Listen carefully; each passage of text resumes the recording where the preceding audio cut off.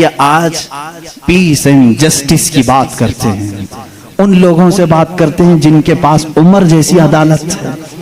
ऐ मेरे अजीजों, अदालत के नाम पर आज बड़ा धब्बा है। यहाँ पर बहुत सारे मामला हो सकता है, बहुत सारे लोग मेरे ऊपर इस बात का भी केस कर दें कि हद की अदालत है, अदालत की बेइज्जती करता है।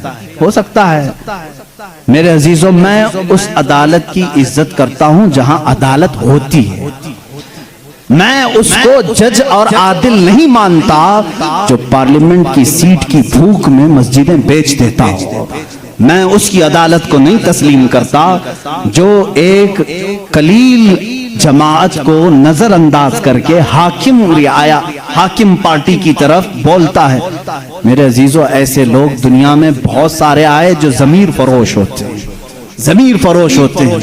हिंदुस्तान भी उसी डगर पर चलने लग गया। अब तक दुनिया की सबसे बड़ी डेमोक्रेसी, सबसे बड़ी जमहूरियत हिंदुस्तान में थी, जहां पर निजाम ऐसा था। हमारा अदलिया का निजाम बहुत अच्छा था, हमारी कोर्ट जितनी थी यहाँ पर सबके साथ बराबर का सलूक किया जाता था, हिंदू हो मुस्लिम हो। आज भी बहुत सारे जज हैं जो ओथ लेते हैं कि मेरा दीन, मेरा मजहब, मेरा सब कुछ इंसाफ होगा, संविधान होगा, मैं सामने किसी को नहीं देखूंगा। देखते नहीं आप, जज के सामने पट्टी बांधे हुए एक मूर्ति को रखा जाता है। क्यों?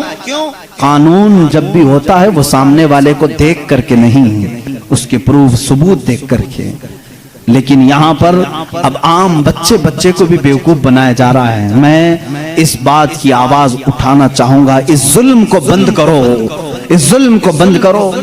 और ये डिक्टेटरशिप जो लाई जा रही है, इस जमहूरियत को खत्म करके, कत्ल करके, देखना चंद दिनों के बाद ये सारे निजाम खत्म करने की बात करेंगे।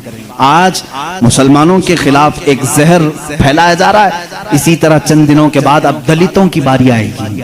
इसलिए कि दलितों को भी एक आंख नहीं भाते, ये कभी पसंद नहीं करते। ये 2000 साल पुराना निजाम मनुस्मृति का लाना चाहते हैं, जहां सिर्फ चंद लोगों की हुकूमत होगी। जानते हैं, तारीख उठा करके पढ़ो, इसी सरजमीन पर ऐसे जुल्म किए गए हैं जहां चंद ब्राह्मणों ने कम जात के लोगों के कान काटे हैं, जहां लोगों के कानों में गरम तेल डाले हैं। इसी सरजमीन पर कम जात के लोगों को कूड़ा करकट में घर बनाने पर मजबूर करते थे। जहां आला जात के लोगों के पेशाब पाखाने होते थे, वहां दलित बिरादरी को रखने पर ही मजबूर करते थे। हर एक के गले में रस्सी बांधकर एक मटका लटकाते थे कि थूकना है तो दलित जमीन पर थूक नहीं सकता, उस मटके में थूकेगा, इसलिए कि उसका थूक जमीन पर पड़े तो ये अपशगुन समझते थे।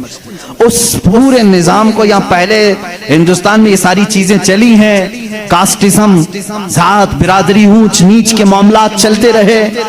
लेकिन मैं समझता हूं कि हिंदुस्तान को जब आजादी मिली, भारत को जो आजादी मिली 1947 के बाद, सबों ने मिलकर के एक संविधान बनाया था, अदल और इंसाफ का सब लोगों ने हलफ उठाया था, इसमें सबका हिस्सा बराबर का होगा, सब लोगों ने कुर्बानी दी है, सबके लिए निजाम एकसा होगा, बराबर होगा, और सबकी दीन का, सबके रिलीजियन का मान सम्मान किया जाएगा।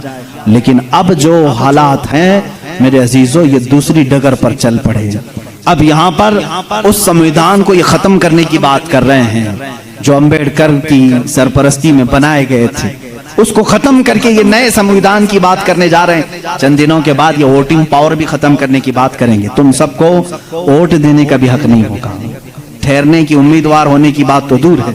मैं इस निजाम की खुल्ला मुखालिफत करता हूं और मजम्मत करता हूं, मैं मजम्मत करता हूं।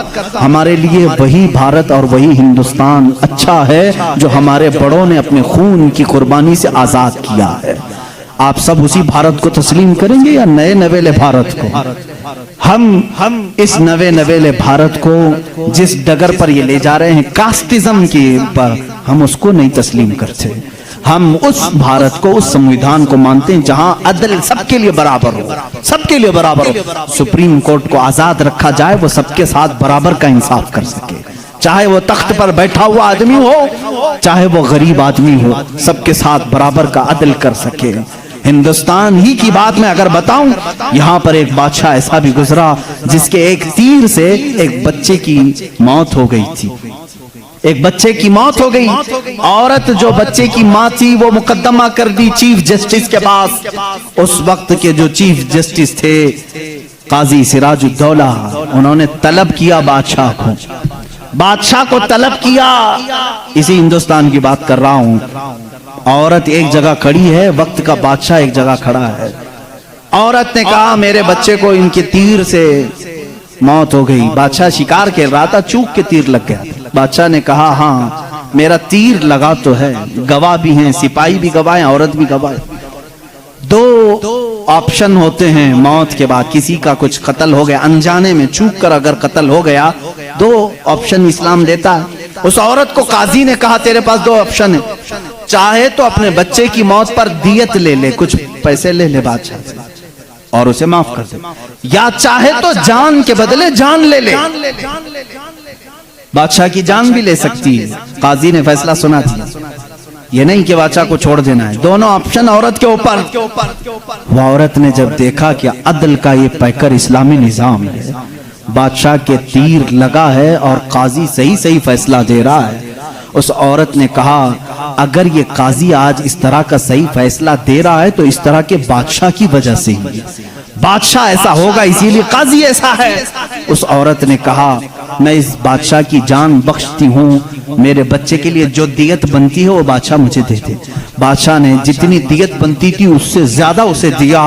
और जब ये मामला खत्म हुआ तो बादशाह काजी के पास आया, काजी के पास आया और अपना जुब्बा खोला, उसमें खंजर था, खंजर निकाला, कहा काजी, वो उस वक्त के सुप्रीम कोर्ट का चीफ जस्टिस था काजी। बादशाह क्या कहता जानते हो, मुझे जब पता चला मेरे ऊपर मुकदमा है और मुझे मालूम था मेरे तीर से एक बच्चा फौत हुआ है, मैं आज कोर्ट में आ रहा था, मैं साथ ही खंजर लेके चला। काजी ने पूछा क्यों लेके चले? कहा मैं ये देखना चाहता था कि अगर फैसला कुरान और हदीस के मुताबिक हो तो ठीक है मैं मान लूं, और जरा बराबर अगर बादशाह का ख्याल करके काजी ने किया तो इसी खंजर से काजी को कत्ल कर दो। बादशाह ने यह कहा, काजी मुस्कुराया और अपने गद्दे से उठ गया और चादर हटाई, नीचे बहुत बड़ा कोड़ा था। कहा बादशाह तुम्हें मालूम है मैं आज पहली मर्तबा इस कुर्सी पर आने के बाद, इस गद्दे पे आने के वक्त कोड़ा नीचे लेकर बैठा हूं। कहा क्यों? कहा मैंने उसी वक्त तय कर लिया कि बादशाह को कटहरे में खड़ा करूंगा और फैसला कुरान और हदीस के मुताबिक सुनाऊंगा, अगर बादशाह मान लिया तो ठीक, वरना मैं इस कोड़े से उसे मनवाऊंगा। ये निजाम इस्लाम था, यादल के तकाजे थे। वो उमर इब्न खत्ताब के दौर के भी सुनहरे वाकयात इस्लाम ने हमें हर जगह सिखाए।